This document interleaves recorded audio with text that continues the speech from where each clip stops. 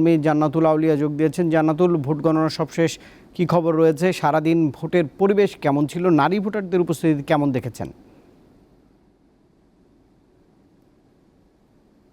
ধন্যবাদ রুবায়েত। যেমনটি আপনি বলছিলেন, আজকে সকাল 8টা থেকে কিন্তু বিরতিহীনভাবে ভোট গ্রহণ শুরু হয়েছে এবং শেষ হয়েছে বিকাল 4টায়। আমি এখন দাঁড়িয়ে আছি আলমডাঙ্গা উপজেলার বেলগাছি মাধ্যমিক বিদ্যালয়ে। এখানে কিন্তু এখন ভোট গণনা চলছে।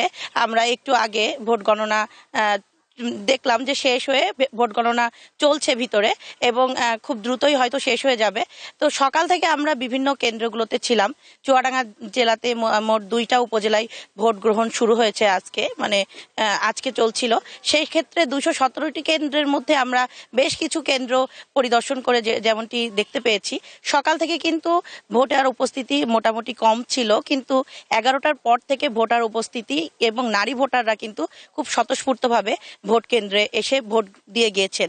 এবং 11টা পর্যন্ত আমরা সেরকম কোনো বিশৃঙ্খল ঘটনা জানতে না পারলেও 11টার পর থেকে বিভিন্ন বিচ্ছিন্ন ঘটনা, প্রার্থীদের অভিযোগ পাল্টা অভিযোগ আমাদের কানে আসছে। এবং আমরা সর্বশেষ রিটার্নিং কর্মকর্তার সাথে কথা বলে যেমনটি তিনি নিশ্চিত করেছেন যে বিভিন্ন মেয়াদে 3 জনের জেল জরিমানা হয়েছে এবং 2 জনের কিন্তু জরিমানা হয়েছে, 3 জনের বিনাশ্রম কারাদণ্ড দেওয়া হয়েছে।